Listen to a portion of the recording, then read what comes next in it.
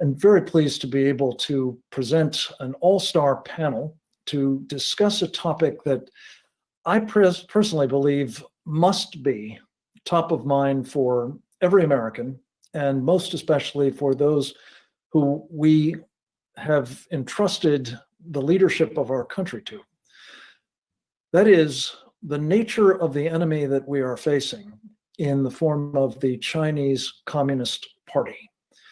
And what has happened in recent months has been both a growing body of evidence about the true nature of the Chinese Communist Party and about the proof of its true nature that has been offered by a number of senior US government officials, starting with President Trump, Vice President Mike Pence, Secretary of State Mike Pompeo, the Attorney General William Barr, the FBI Director Christopher Wray, the National Security Advisor to the President Robert O'Brien, and others, notably Larry Kudlow, the National Economic Council Director, and Peter Navarro, the head of the Trade Office in the White House. These estimable individuals have helped document over, well, really more than the past few months, but in earnest, I think, in this year, the year of the Chinese Communist Party virus, also known as COVID-19, a, well, criminal indictment, I think of it as, that indicates in instance after instance with regard to this country and its people, as well as those of others in the free world and in other parts of the world, including in China itself, and most especially in what we think of as the captive nations of China, Southern Mongolia, Tibet, and East Turkestan. These are nations that have suffered terribly. And in the course of our program this evening, we're going to talk about the ways in which the Chinese Communist Party has behaved illegally and criminally, both in terms of crimes that are simply horrific in their character, and then some that are genocidal, crimes against humanity on an epic scale. And we hope that by the end of this program, we will have demonstrated conclusively that what the Chinese Communist Party is a transnational criminal organization, and that it must be designated as such by the United States government, and more to the point, it must be treated as such. And consequently, so must those who enable it, who otherwise permit its criminal activity to be mounted, and in some cases, actually underwrite that criminal activity.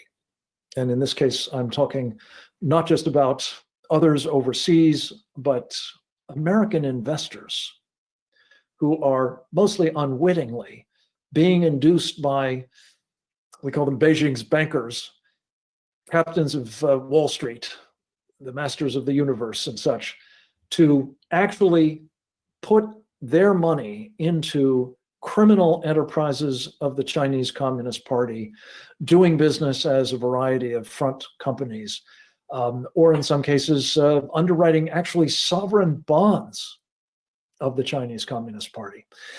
These are activities that simply cannot be tolerated when one understands, and one most especially, one appreciates that we are enabling this criminal misconduct by underwriting, by funding, by providing essentially discretionary funding and resources for the Chinese Communist Party, a transnational criminal organization. I'm going to introduce, as we go along, the various individuals who are going to contribute to this evening's program. A man who truly needs no introduction, I'm sure, to this audience, and for that matter, many others, is Gordon Chang. He is one of our country's preeminent experts on China, the author of several important books on the subject, including The Coming Collapse of China, and most recently, The Great US-China Tech War. Gordon is a fellow with the Gatestone Institute. You see him in all the right places. I'm very proud to say we have him as a regular on Secure Freedom Radio and Securing America, a new television program on America's Voice. And he has faithfully participated in many of these webinars and events of the Committee on the Present Danger of China, for that matter, as well. We're always grateful for his participation, but most especially this evening to give us sort of an overview of what it is we're up against and why the Chinese Communist Party must be thought of as a transnational criminal organization. Gordon Chang, welcome. Thanks to have you. Good to have you with us. Thank you, Frank, and thank you to the committee. As you just mentioned, Frank, China's Communist Party is a transnational criminal organization. And because it poses a mortal threat to the American Republic, I think the Justice Department should add it to its top international criminal organization target list and to prosecute it under the Racketeering Influence Corrupt Organization Statute, RICO. China's ruling group is criminal to its core. And tonight, we'll start in late January. Then, at the International Falls Port of Entry in Minnesota, U.S. Customs and Border Patrol agents seized 900,000 counterfeit $1 bills from China. And that raises the issue, was Beijing itself involved? And the answer is almost certainly. First of all, this is a particularly sensitive crime, counterfeiting the currency of another nation, because that is considered an act of war. So Beijing does keep tabs on it. But more important, and in any event, what we know is that in China's near total surveillance state, the state knows virtually everything. Using artificial intelligence and big data, Chinese central government workers surveil 1.4 billion people with the help of an estimated 626 million surveillance cameras this year, and of course, tens of millions of neighborhood monitors and Communist Party cadres. In addition, the Communist Party has cells in every organization of consequence. And we know that because China controls the banking system, they see banking transactions immediately. And that means that if Beijing doesn't know of a criminal group, even a small one, it's because it doesn't want to know about it. From counterfeiting, let's go to fentanyl.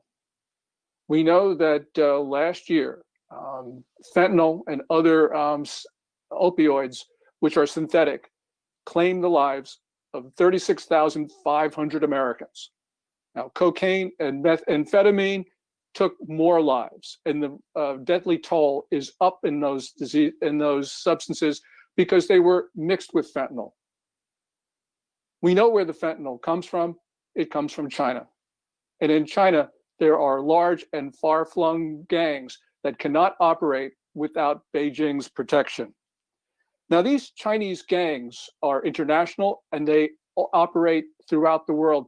And what we are seeing is that they are making fentanyl and compounds in China.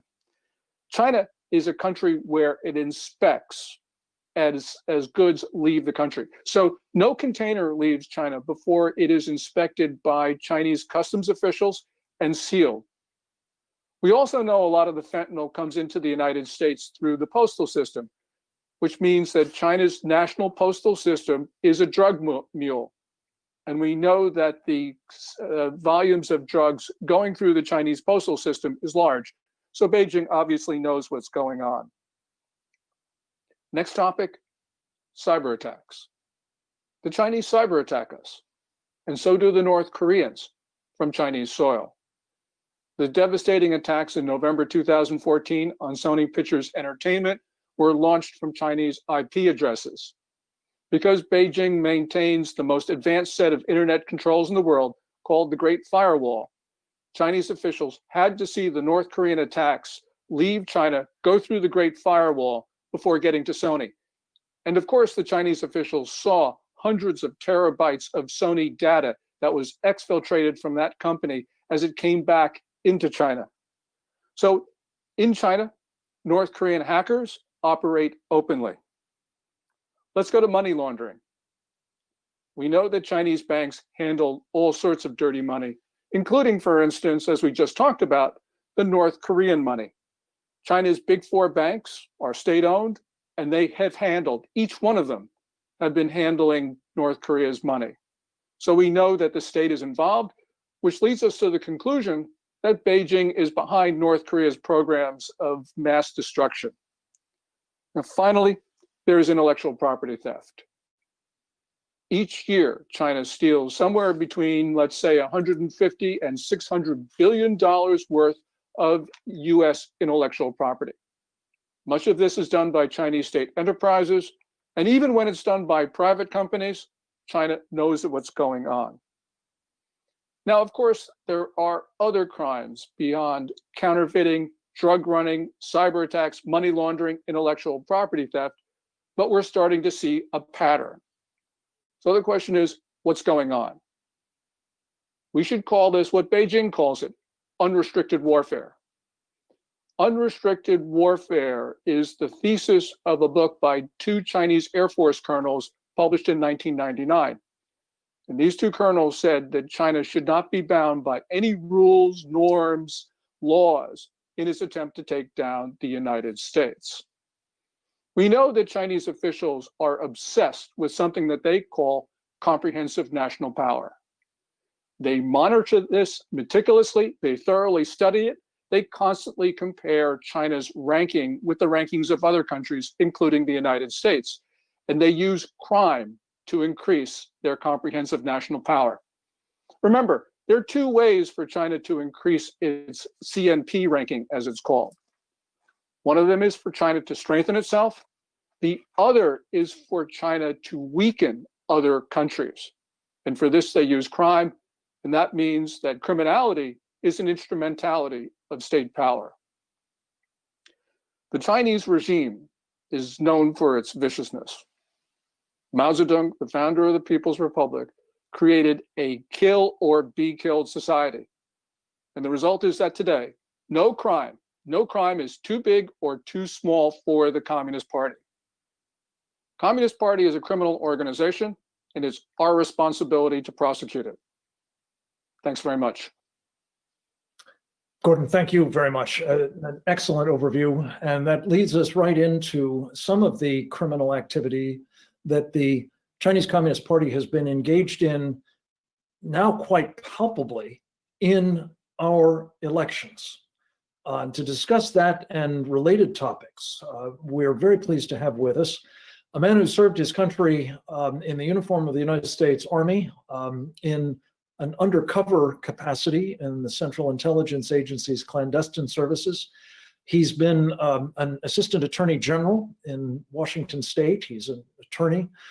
He's a best-selling author as well as a tremendous essayist these days at his own online resource and magazine.com. His name is Charles Sam Faddis, and we're very pleased to have you with us, Sam, to talk a bit about what we've learned about the CCP's intervention in our own country, its United Front Work Department operations, its espionage, and the influence that it has exercised in our most recent election, well, still ongoing election of 2020. Thanks for joining us, Sam. Great to be here, Frank. Thank you very much.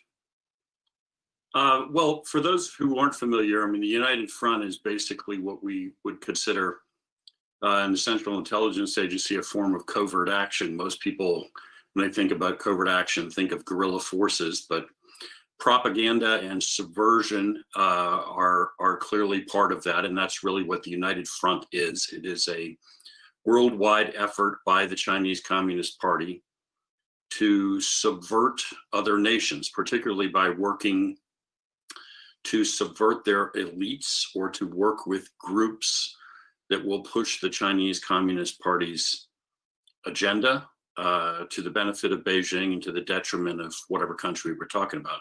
In the case of the United States, we have seen this over the course of the last 6 or 7 months, whatever it is now, with groups like Black Lives Matter and other groups in the streets of our country, which are supported in part from abroad by Beijing.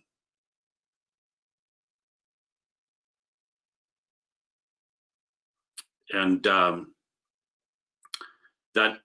this, you know, we're used to looking at this as something that, you know, it only occurs abroad, that occurs someplace else. It probably strikes people as kind of remarkable that's actually occurring here, but it's nonetheless true. I mean, for instance, if you look at funds moving into a portion of the Black Lives Matter movement, you will see clearly that a significant portion of that comes through an organization called the Chinese Progressive Association. This is just one example of many. And that organization has two chapters. One is in Boston, where they specialize in annually raising the flag of the People's Republic in the town square. The other is in San Francisco, where they have very long, very close connections to the Chinese consulate, which is known to be sort of a hub of Chinese intelligence activity. The Chinese Progressive Association comes out of a whole long series of other groups going back well into the 1960s and 70s, all of which have had very close ties to the Chinese communists, and all of which have espoused a Marxist agenda on our soil. So this is a real and ongoing activity by the Chinese communists.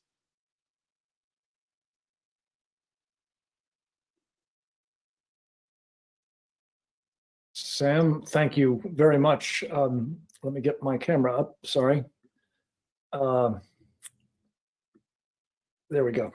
Sam Faddis, I realized after I set you on this task that we have another duty expert on the subject of the Chinese United Front. I'm very pleased to have with us Trevor Loudon, who has devoted much of his life in recent years to chronicling what Marxists in our own country are up to that are in the service of the Chinese Communist Party and working to subvert us from within, not simply to affect electoral outcomes, notably the removal of Donald Trump from office, but also really to bring down our country. And so what I would invite you to do, Trevor, is to both flesh out what Sam has shared with us about some of these organizations that we know are tied to the Chinese Communist Party, but also lay out for us what the agenda of these Marxists actually is here, and why that represents yet another criminal activity that has to be treated with the utmost seriousness, because not least, it has done such damage in our election this year. I think you have to unmute, Trevor. We're not hearing you.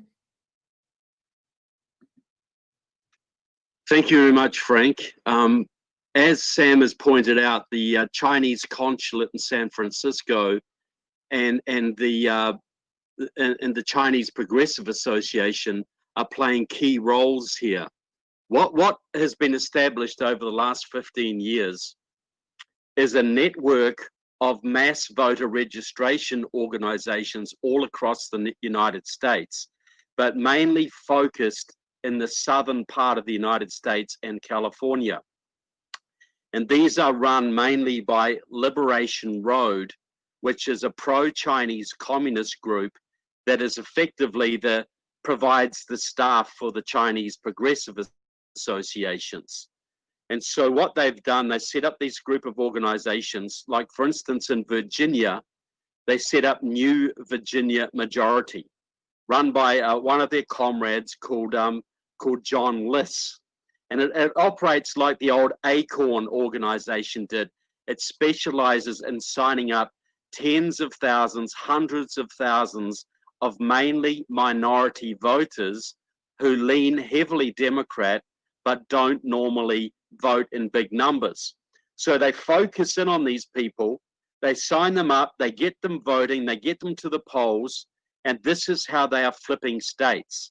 New Virginia Majority wrote an op-ed in the New York Times claiming that they were responsible for flipping Virginia from a Republican state to a Democrat state.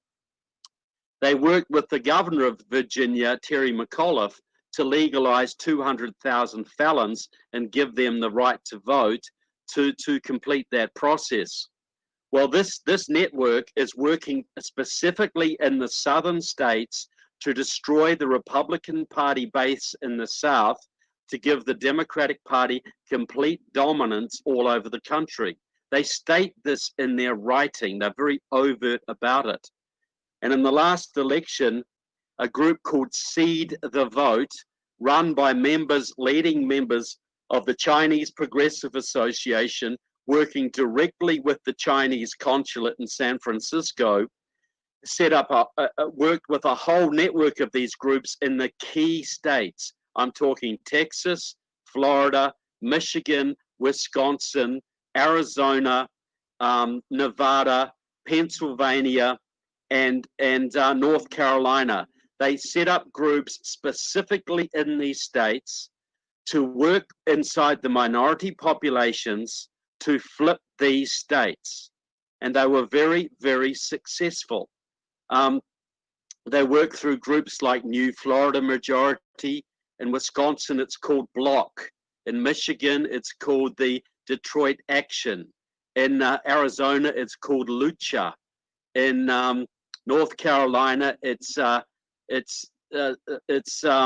called the Carolina Federation. But what these are groups run by Liberation Road communists with some help from the Communist Party USA, which is also pro-China. And they have done massive voter registration drives in these states. They have signed up hundreds of thousands of voters, and they claim that they claim in their own writings that they won the election for Biden. They claim that they flipped Michigan, that they flipped Wisconsin, that they flipped Arizona. They boast about this. So these are pro-Chinese organizations working with the Chinese Communist Party to flip states. And it gets even better because in Georgia as well, through their New Georgia project, which they claim flipped Georgia. Well, and gave the election to Biden. Well, we know it's not settled, but they're claiming victory. And in Virginia, they were able to succeed in flipping Virginia because they micro-targeted every precinct. They knew exactly who was in every precinct, what ethnicity they were, etc. So they could micro-target and flip and get those people voting. And the maps they used to do that were generated by a man called Steve McClure, a geographer, and very sophisticated maps. And he works out of the Wuhan University, China Geography Department. So they are using Chinese material, Chinese generated maps to flip districts all over Virginia, to the point that now Virginia is pretty much a Democratic controlled state, and was a big part of Biden winning, Biden thinking he's won the White House. So this is nuts and bolts on the ground stuff. We're looking at vote fraud everywhere. We're looking at corruption of voting machines. We're looking at dead people voting, and all of that's true. But what we're ignoring is that right in front of our eyes, pro-Chinese communists are working. They had 7,000 volunteers motivated in the last election under the control of these Chinese networks. 7,000 volunteers. In Arizona, they made 8 million phone calls.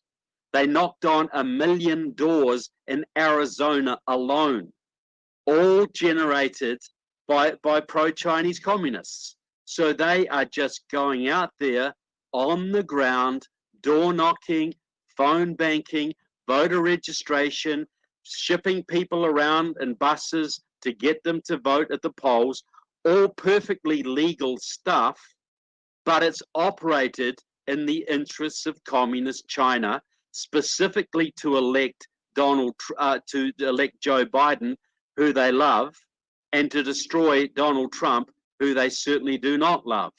So we talk about foreign involvement in elections. It's going on under our noses. Trevor, thank you very much. This is indeed of great concern. It takes the idea of Chinese influence operations to a whole new level when they are in fact interfering and deposing, they think, the President of the United States, who has been an obstacle to their ambitions for sure. We're going to turn next to someone who has experienced firsthand, both personally and through his family and his community in East Turkestan, the experience of the aggressive and comprehensive oppression of people of a captive nation. What I think it's fair to say the Chinese have in mind doing to all of us, but they have been doing to members of the Uyghur Muslim community, as well as others in China itself. As I mentioned, several of the countries that have been essentially forced to become part of China at the extreme hardship of their people and the loss of life of many of them. His name is Ilshat Hassan. He is the Director for China Affairs at the World Uyghur Congress. And we've asked him to talk about the incredible systematic oppression of his people, and not least, the extent to which they are not confining this kind of activity to the people in East Turkestan, but actually pursuing dissidents and others in this country as well. Ilshat, very nice to have you with us. Over to you. Thank you, Sam. Thanks for the committee giving Uyghur a platform to voice our concern, our plight. After tomorrow, the 12th of November, is our National Day Memorial. In 1933, 12th of November, first time in modern history, in East Turkestan, our ancestors, they shed blood, they fought, they sacrificed life, and established the first East Turkestan Republic in 1933, 12th of November. And then it was crushed by Chinese army. Second time, 1944, 12th of November. Again, Uyghur, Kazakh, Kyrgyz, even Mongols, Shibas, all come together. We kicked out the Chinese occupation force, and we established again in 1944, 12th of November, the second East Turkestan Republic. It existed until the 1949. And in 1949, Mao Zedong, and together with Stalin, they invited our leadership to go to Beijing to negotiate with them. And under the Soviets' pressure, our East Turkestan government's leadership, led by Ahmadjan Qasim, the president, and went to the Soviet and take a flight to Beijing. But the airplane was mysteriously crashed on the way to Beijing. So all our leadership was died in that crash. Since then, the Chinese communists took over our country. Starting from 1950, they disbanded our national army and arrested all the officials and the leadership of East Turkestan government, prosecuted them through the so-called suppressing the anti-revolution, and then from the Cultural Revolution until today is more than 3 million Uyghur in concentration camp. And the Uyghur woman was sterilized and the birth was controlled. And personally, it's not only limited to East Turkestan in our country. It's already crossed the border. Come to the US, come to all the world's corner where Uyghurs live. And just weeks ago, one of the Uyghur who was forced to work for the Chinese secret police in Turkey. And recently, starting from last year, he revealed his identity and go against the Chinese communists. And last week, he was shot at night in front of his home in Istanbul, Turkey. Now he is struggling for his life. And this is in a free country, in Istanbul, in Turkey, the Chinese agent. And before the one day, the ambassador of the Turkey from the Chinese ambassador in Turkey was changed. And it came another one guy whose name is Liu Shaobin. He was a secret service in the Chinese foreign minister. And he came to Istanbul and the Uyghur was assassinated. And he is struggling for the life. And personally, me, my three sisters, my mother, and all of my relatives, all in the concentration camp. And a lot of Uyghur living in the United States. One example, one truck driver, he lives in here. Just months ago, he called me, say some Chinese agent forced his brother to call him and ask him to work with the police in China and offer the information about the Uyghur. And when he said, I'm just a truck driver, I don't know any other Uyghur, I'm just struggling for my life. The Chinese said, whatever you know in US, whatever you see when was there, send it to us. We need everything. This sounds That's very the familiar. Chinese hand. Shot. This is very much part and parcel of the sort of totalitarian system we're dealing with and criminal activities on our own soil as well. Thank you for your testimony as well as for representing your people in this struggle against a transnational criminal organization. We're going to have testimony and witness from another of our expatriate colleagues. His name is Dr. Sean Lin. He has been a survivor of the Tiananmen Square massacre. He has served in the United States Army, where, among other things, he ran a laboratory at Walter Reed on microbiology and viruses that gives him considerable expertise on the topic we touched on a moment ago, namely the Chinese Communist Party virus. We've asked Dr. Lin to talk a bit about the threats that we've seen the Chinese exhibit towards their own people in a particularly horrific way. I should mention as well that he's the executive director of the Global Alliance Against Communist Disinformation and Propaganda, but he's also a practitioner of Falun Gong, and he's going to speak to us about the horrific practice some have called organ harvesting. I think of it as organ genocide against the Falun Gong people, among others, at an industrial scale, and what that suggests about the character of this government, as well as the magnitude of the crimes against humanity that is engaging in connection with organ genocide. Dr. Lin, over to you.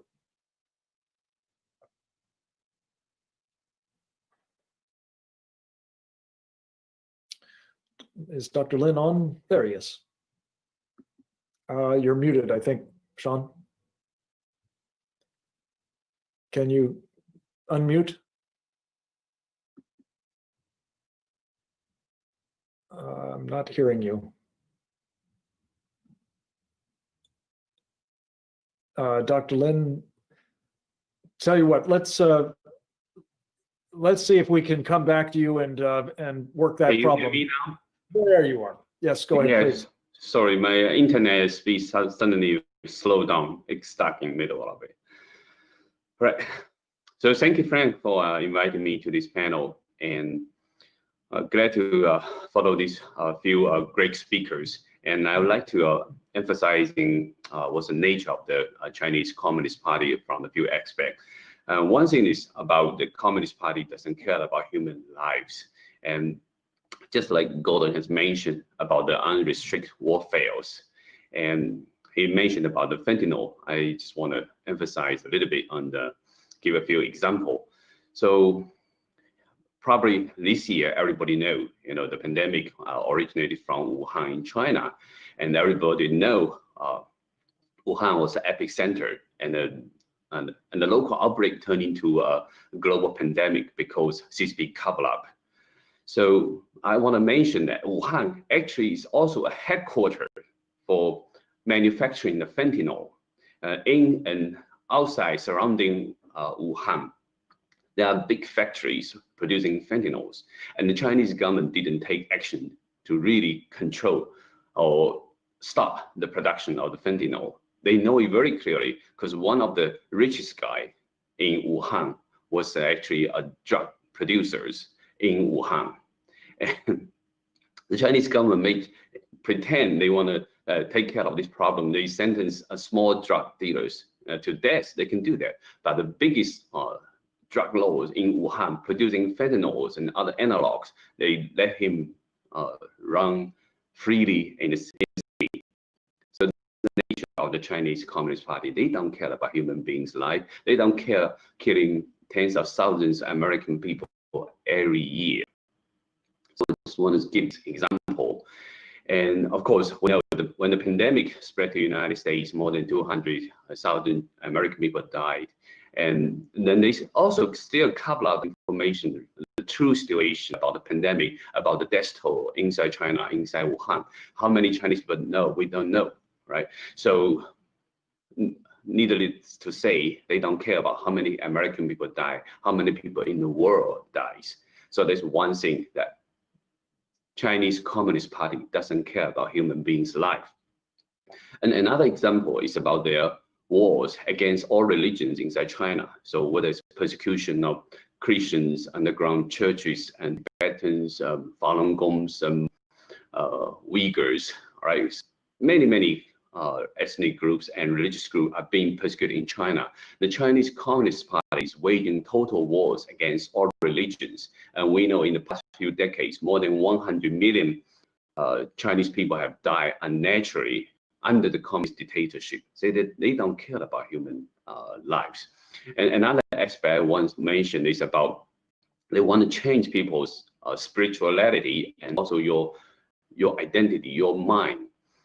One example is actually about this election, right? So through their huge propaganda machines, through their convergence of malign disinformation campaigns, they want to change people's understanding about what is righteous and what is deceit and fraud.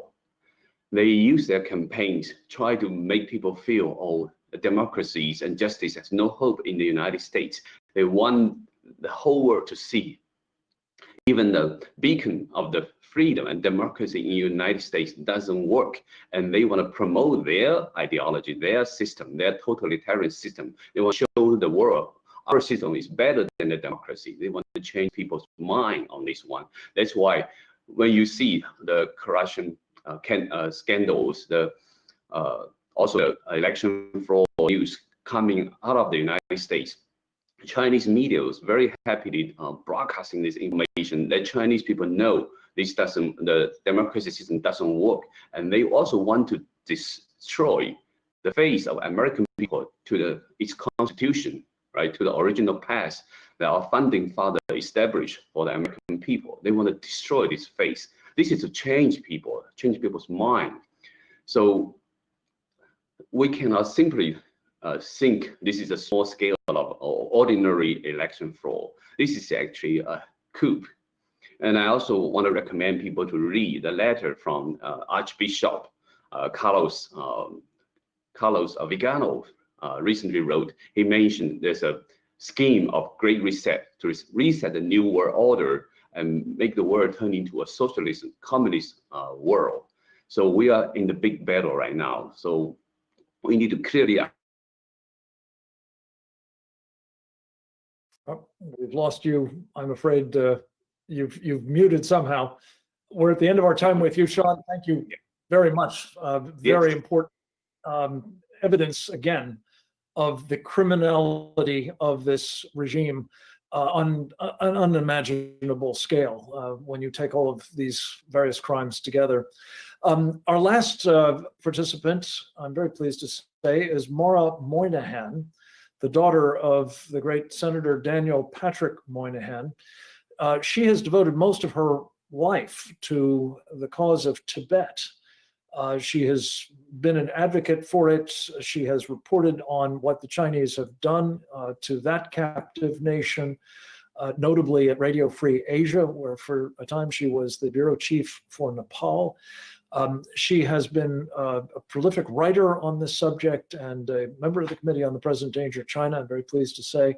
And we've asked her to talk a bit about both what the Chinese have done to the Tibetan people, to their culture, to their history, as kind of a further insight into how horrifically they treat even people they consider their own, as well as what is now an example in Tibet and downstream from there of the horrific environmental predations of the Chinese Communist Party, another set of criminal activities. Maura Moynihan, welcome. Over to you. Thank you. Thank you, Frank. Can you see me? Hold on.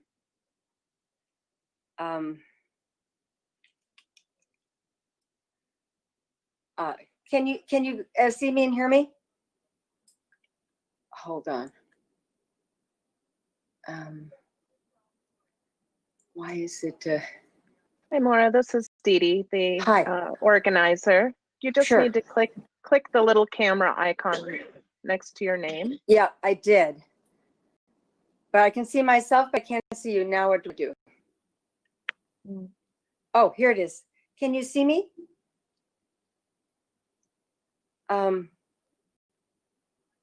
Hello? Hello. I can hear you. I cannot see you yet. Oh, okay. I wonder why that is. Why don't you just go ahead and give us your statement and we'll forget about the video for the time being. Oh, okay.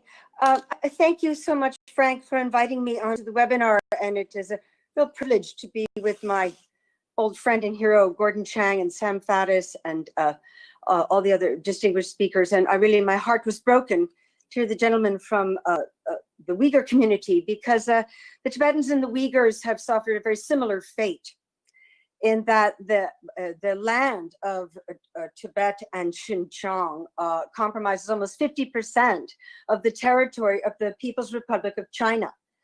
And it's a little known history that bears repeating again and again, that Mao comes to power in 1949. His first two acts of international aggression was the annexation in 1950 of East Turkestan and 51 in Tibet, which culminated in 1959 with the Dalai Lama's flight to India, where he has lived for 61 years, and the genocide that followed the flight of the Dalai Lama. And Tibet and Xinjiang were also tragically pulled into the People's Republic of China just before the Great Leap Forward, the 3 lean years, as they were called in Tibet. And so also in the obfuscation of the Cold War, the story of Tibet was absolutely lost. And I only learned about it going to high school in India when my father was the US ambassador to India, and I met Tibetan refugees. And then I went to China on my way back to the United States. And it was just shocking to me that there's just so little news and information that ever came out in these years, when out of a popular 6 million, 1.5, possibly 2, maybe more, Tibetans were killed, and 6,000 Buddhist monasteries, repositories of 1,000 years of great Buddhist civilization, that had a priest-patron relationship with China prior to communism. The emperor of China could not rule. He could not summon the mandate of heaven without the blessing from the Sakya Lama. And so this was all destroyed with the triumph of Mao. And what's gone on in recent years is that the Tibet movement suffered a fatal blow in 2009, when the new president, Barack Obama, who'd also just gotten the Nobel Peace Prize, declined to receive his fellow Nobel Peace Prize laureate, His Holiness Dalai Lama, at the White House. And the message went around the world: throw Tibet under the bus, throw the Dalai Lama under the bus. And David Cameron followed, and whoever was president of France followed. And one by one, the Dalai Lama was cut out of all of this support. And what has happened since then? Well, Tibet has been the pilot project of the Belt and Road Initiative. It started with Shibu Daipa in the year 2000.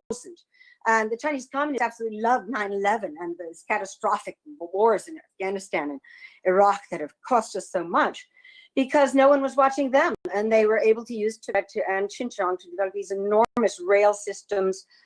Military industrial infrastructure was put in, and the concentration camp system that we're hearing more about from Xinjiang now was developed first in Tibet. Tibet has always been the torture laboratory for the People's Republic of China. And so that a lot of the torture techniques and methods that were used on Falun Gong practitioners and dissidents and the Mongols, and of course the Uyghurs, were first tried in Tibet. So Tibet's like the Dachau for the PRC. Dachau was the first Nazi concentration camp, of course, which is in Munich, and all spread from there. And so, but you never read about Tibet, you never hear about Tibet. And the other consequence of this silence, and they've been very effective in silencing Tibet people like myself. I can't get booked on TV. No one will ever invite me to speak on a panel at a university. I've been turned down for every job at every humanitarian organization, media organization. The door shuts in your face if you're a Tibet person, because that is a priority for the CCP, and they have succeeded in getting Western leads to fall in line. And tens of thousands of hydro dams have been built all across the Tibetan plateau. And this affects the water supply for 3 billion people in Asia, the world's largest continent.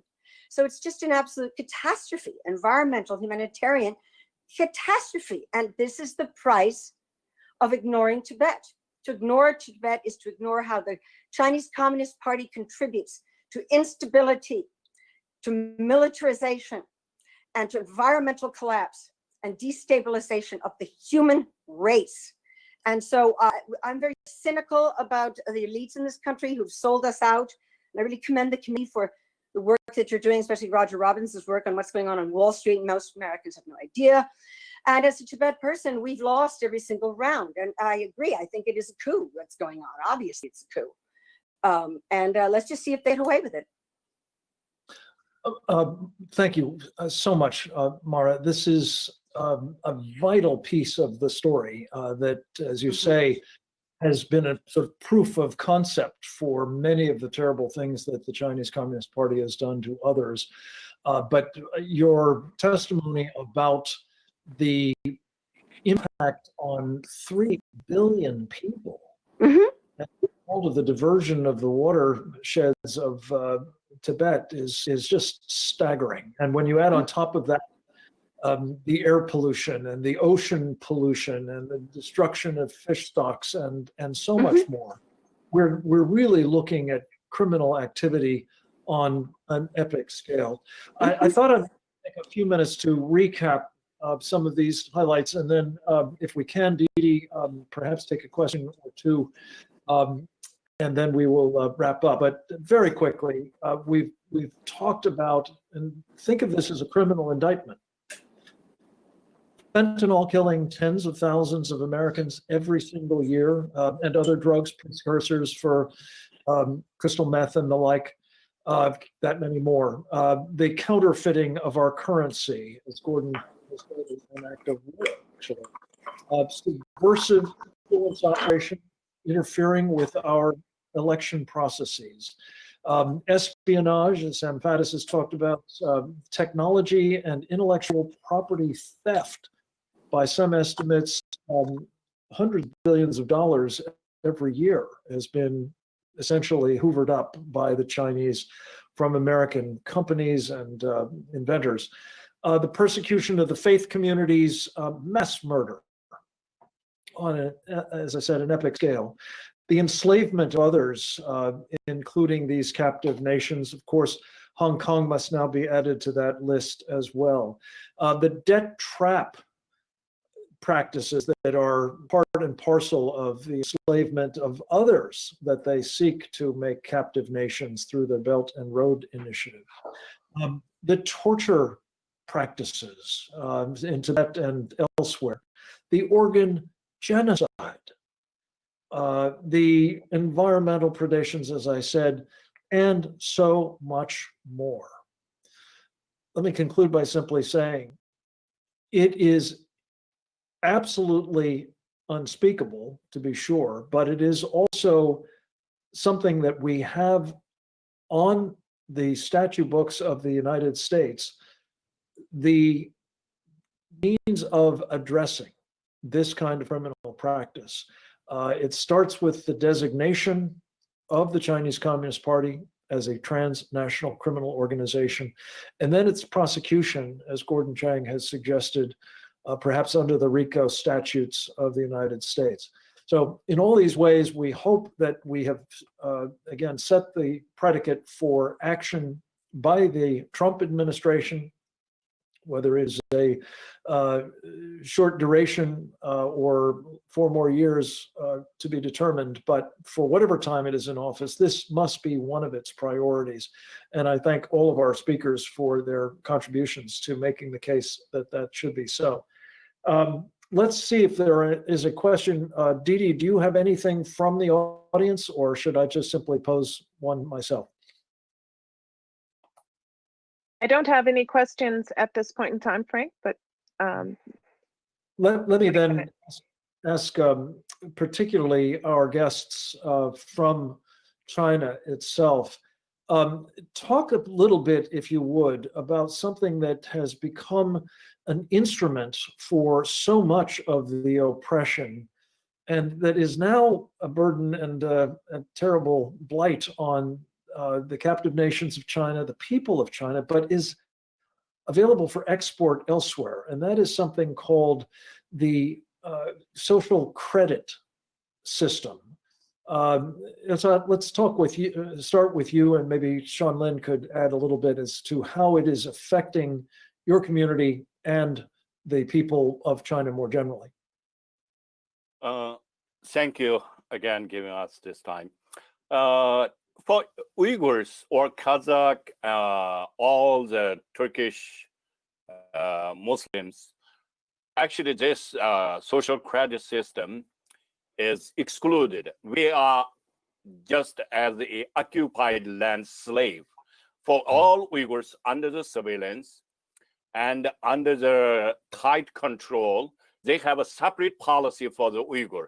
Even in the some road, they separated the road to the Uyghur can go and the Chinese go. So it's in East Turkestan, they implemented occupation policy. I don't see it any Chinese national policy over there. It's a oppressive.